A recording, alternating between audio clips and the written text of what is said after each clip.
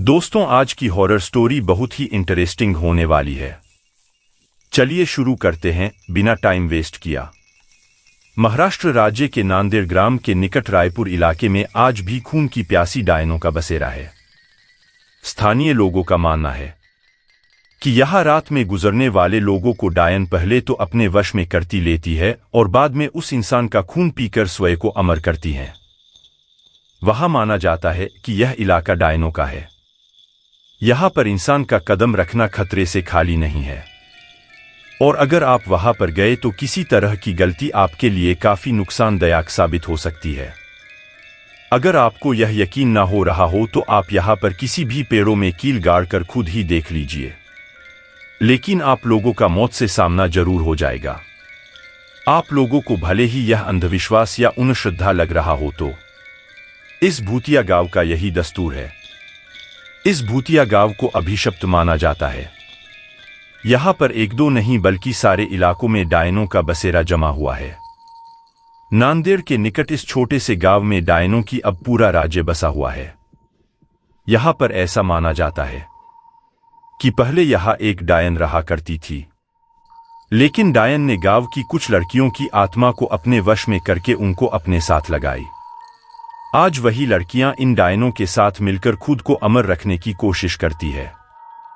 यह गांव की वही जगह है जहां वास्तविकता में यहां के पुरुषों को रात में निकलने पर प्रतिबंध है। कब किस कौन सी जगह पर डायन उन्हें अपने वश में कर ले कोई नहीं जानता है। अभी तक यहां पर कुल 42 ऐसे मामले आ चुके हैं जिनमें से पुरुष लापता हो गए, लेकिन उनका अभी तक कोई अता पता नहीं चला है। यही माना जाता है कि डायन उन पुरुषों को मार दिया होगा। रायपुर में पेड़ों को काटने पर भी प्रतिबंध लगाई गई है। यहां पेड़ों के ऊपर डायनों के रहने की बात बताई जाती है। एक बार एक पेड़ काटने पर गांव के एक मनुष्य की मौत हो गई थी।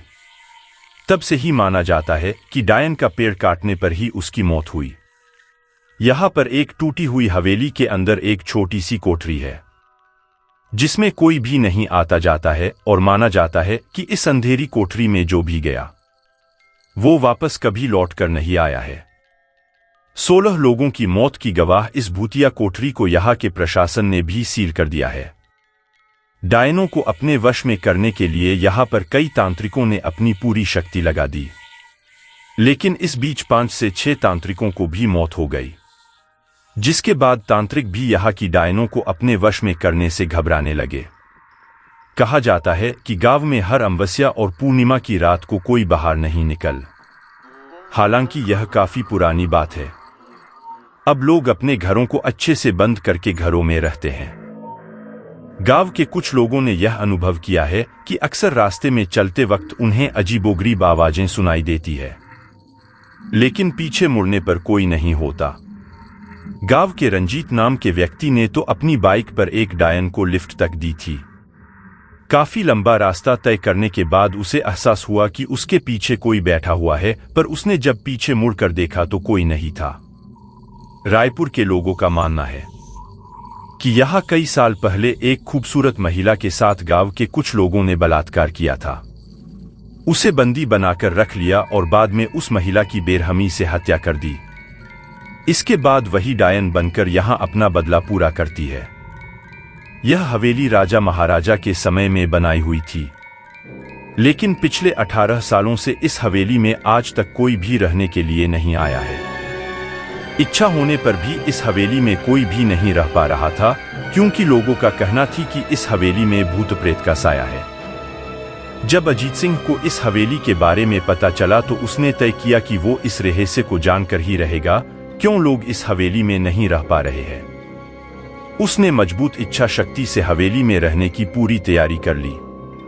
जब उसने हवेली के अंदर जाने के लिए पैर आगे बढ़ाए तो दरवाजे पे किसी अनजान व्यक्ति ने उसे रोक लिया और नजदीक जाके बोले, कौन हो आप और किधर जा रहे हो? अजीत सिंह ने जवाब देने के बजाय उसने सामने सवाल किया, जी आप कौन? मेरा नाम अर्जुन सिंह है और मैं यही पास में ही रहता हूं। अजीत सिंह ने कहा, वो अच्छा, मैंने सुना है कि यह एक भूतिया हवेली है और यहां कोई नहीं आ पाता है। इसलिए मैं इस हवेली में एक दिन रुकने का फैसला किया है।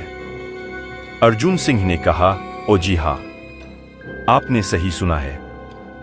और आप भी अंदर मत जाइए, मेरी माने तो आप भी वापस लौट जाइए, यहां बहुत खतरा है। यह सुनकर अजीत सिंह खुश हो गया, जैसे उन्हें कोई लॉटरी लग गई हो। अर्जुन ने उसकी खुशी को देखकर बोला, आप क्यों खुश हो रहे हो? आपको तो भूत का नाम सुनकर डर लगना चाहिए। शायद आपको पता नहीं होगा कि मैं भूत प्रेत में काफी दिलचस्पी रखता हूं। अगर इस हवेली में भूत है तो मैं अंदर जरूर जाऊंगा और सारी सच्चाई का पता भी लगाऊंगा। इतना कहकर अजीत सिंह उस हवेली में चले गए। अंदर जाके अजित ने अपनी बैग को साइड में रखा और हवेली के चारों ओर देखने लगा। सारे रूम भी चेक कर लिए। बाद में ड्राइंग रूम में आके सोफे पर बैठ गया। उसने वहां बैठकर दारू के 2-4 पेग भी पिए। वहीं अचानक उस रूम में लाइट का एक बल्ब चालू बंद होने लगी, लेकिन अजीत ने उस पर ध्यान नहीं दिया। थोड़ी देर बाद दूसरा बल्ब चालू बंद होने लगा, फिर तो हवेली की सारे लाइट चालू बंद होने लगी। यह सब देखकर अजीत अपनी जगह पे खड़ा हो गया और संपूर्ण सावचेत हो गया। अचानक उसके सामने एक छोटा टेबल हवा में उड़ने लगा। करीबन 6 फुट हवा में ऊपर जाके गोल गोल घूमने लगा और बाद में अजीत की ओर तेजी से आने लगा। अजीत ने तुरंत ही अपने जगह बदल दी और दूसरी ओर चला गया और वो टेबल वहीं जाके गिरा जहां अजीत खड़ा था। अजीत कुछ समझ पाता उतने में सोफे की शीट उसकी ओर आने लगी। वो जल्द खड़ा हो गया और छलांग लगा के दूसरी ओर कूद गया, जिसके कारण सोफा दीवार को टकराया और अजीत बच गया। अचानक सब कुछ शांत हो गया। अजीत ने चारों ओर सतर्कता से देखा और बड़ी आवाज में बोला, तुम जो भी हो सामने आकर के बात करो। वहीं एक बड़ी परछाई उसके सामने आई।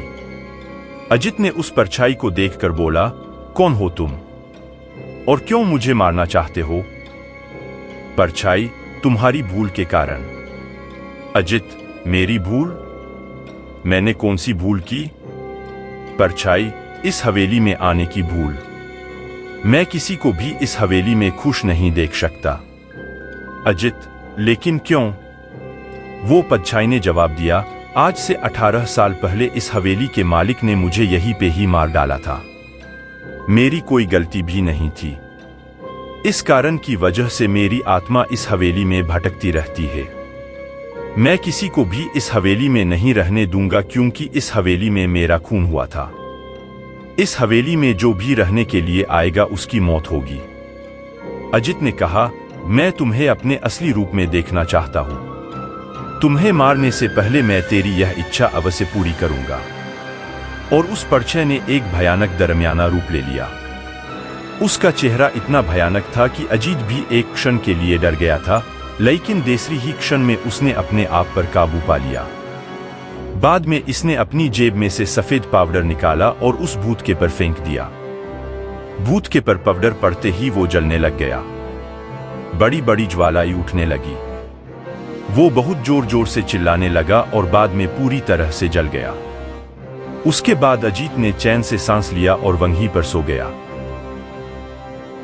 तो आज की कैसी लगी दोस्तों आपको ये वीडियो? ऐसी और हॉरर स्टोरी सुनने के लिए हमारे YouTube चैनल को सब्सक्राइब करें। Thank you. प्लीज़ यार सपोर्ट कर दो कम से कम यार, इतनी मेहनत से आपके लिए वीडियो बनाते हैं, आप वो भी एक लाइक और सब्सक्राइब भी नहीं करके जाते हो। प्लीज़ गाइस, एक लाइक।